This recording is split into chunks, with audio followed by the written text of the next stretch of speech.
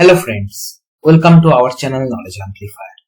So already in my previous video, I have discussed about anomaly or outlier detection using Gaussian distribution, right? What is the theoretical intuition and how to visualize that same concept in programmatic way. All that concept I covered. So that will help you to understand this particular concept what I am going to cover in today's discussion. So I will request you that if you don't know that Gaussian distribution technique for anomaly detection, then please go through the link given in the description box. Okay. And today in this particular video, I am going to cover outlier detection using isolation forest. Okay. So let us try to understand the theoretical intuition of isolation forest first. Okay. So from the name itself, you can understand that there can be one forest, okay, which is very deep in most of the area, and there can be a small part which is isolated, which can be easily detected. From this particular name, isolation forest, we can just feel about this kind of event, right? That is, in a dark and deep forest, there is some place which is isolated. Isolated means that particular part is different with respect to other parts of the forest. That is, that can be less populated with trees or something like that. Okay, isolated region, right? Now, how that is basically related to anomaly or outlier detection, let us try to understand. Okay. So first of all, you should keeping this concept in your mind that like Gaussian distribution anomaly detection, this is also an unsupervised machine learning algorithm. Okay, that is, we no need labels that these are outliers, these are non-outliers, like that. No need any labels. It will be detecting from the unlabeled data itself what are the outliers and what are not. Okay. Now you just try to understand this particular two-dimensional data. From the visualization itself, we can say that this particular data point is basically outlier, right? Because from the manual inspection itself, we can say that this particular data point is having quite different location compared to this particular cluster set. Okay, here in this particular region, most of the data points are concentrated, but this particular data point is basically kind of different with respect to this set. That's why we are considering this as outlier. And point to be noted, this is not one-dimensional outlier, okay? Because if you consider the mapping in the x coordinate, it will come here at this particular location, which is a normal value appearing, right? And even in y direction also, if you try to map, then also it will come as a normal value. But together in two dimension, it is creating a such position which is having a feeling of outlier location, right? So that is the first concept what I want to make a clear idea, that it is not like outliers will be available only for one-dimensional set. Okay, it will be available for two-dimensional as well. Okay, right? Or maybe higher dimension as well. I hope up to this it is clear to you. Now you just recall the fundamental concept of decision tree what I covered, because this is isolation forest, that is obviously related to random forest or those kind of stuffs where we will be having multiple samples and on individual samples we'll be applying decision tree, right? So if you recall, in decision tree we will be keep on splitting, okay, until we are getting such leaf which is 100% pure, or after splitting further also there is no entropy improvement is there. At that time, we basically stop splitting further, right? That's what the fundamental concept of decision tree. When should you stop the splitting of decision tree, right? That's what the fundamental concept says. Okay. Here also in isolation forest, to understand outliers, we will be applying decision tree. Okay. But not like this way that we will be stopping when we are getting such leaf which is 100% pure or something, because anyway this is unlabeled data, right? We cannot understand whether the leaf is 100% pure or not.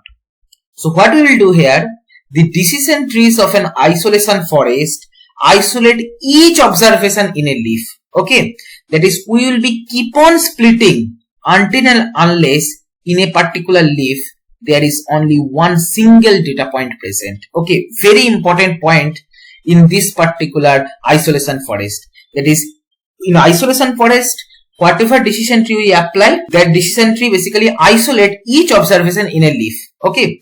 Now you think in this way. Try to understand this statement. Okay.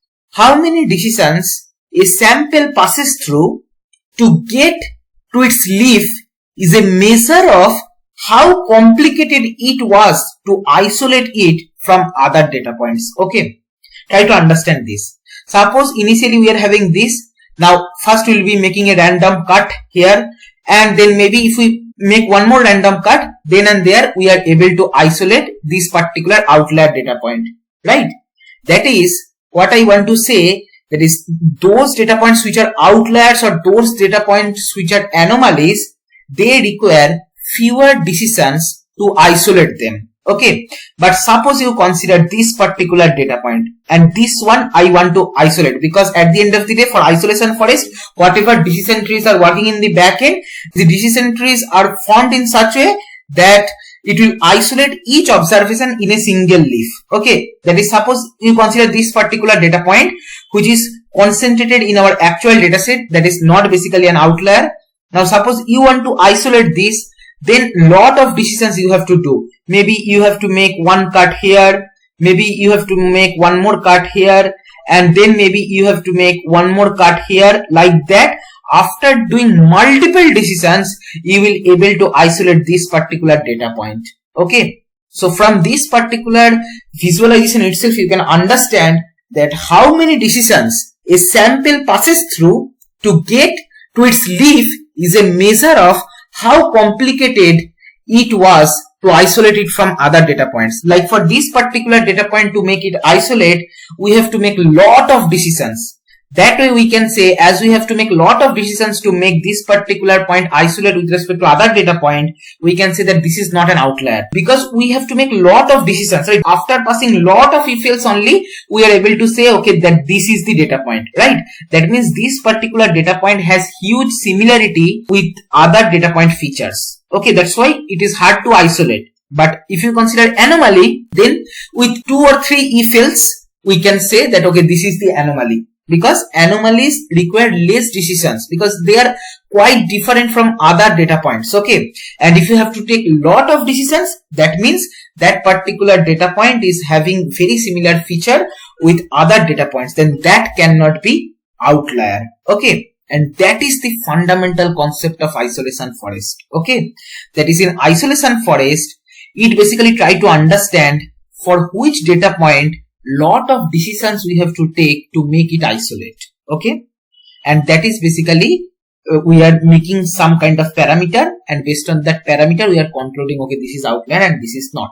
Okay, and how we are doing that? So first thing, you have a clear idea that the decision trees of an isolation forest isolate each observation in a leaf. Okay, now this is an isolation forest technique. Okay, and in forest technique, what happens generally, we are having a big data set, and out of them we take different samples, and on different samples, what we basically do, we try to train decision tree models, right?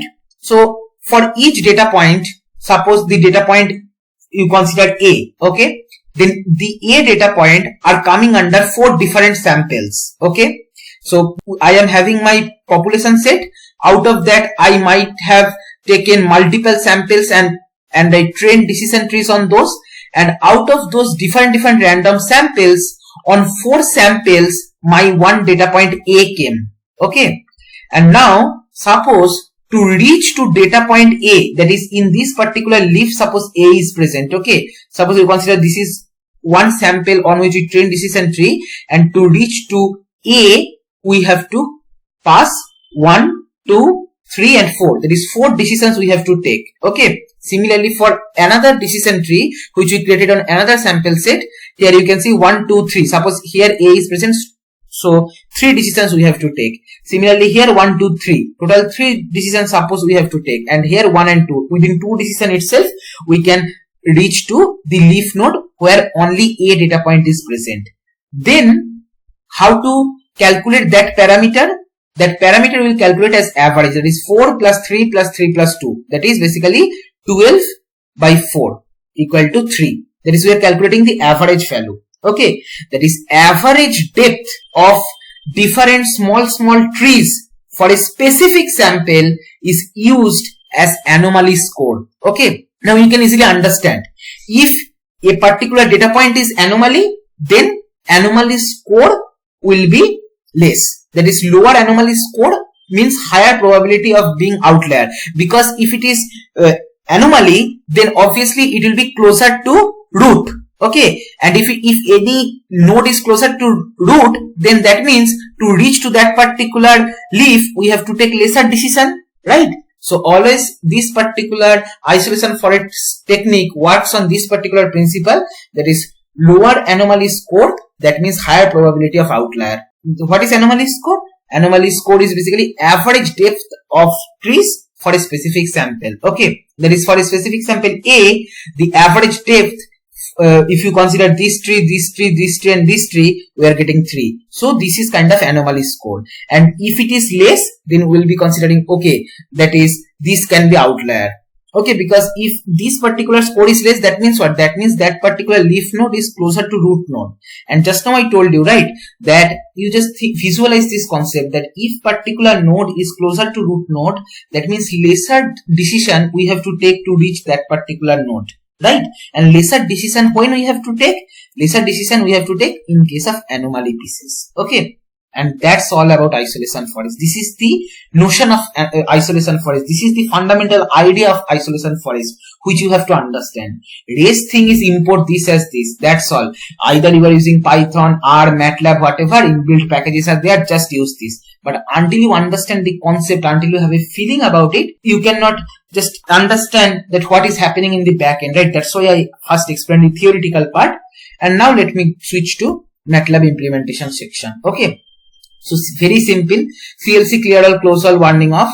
And then here I have taken a dataset. The complete code I'll be providing in the description box. So basically this is kind of blob dataset we have taken. I'll be showing you.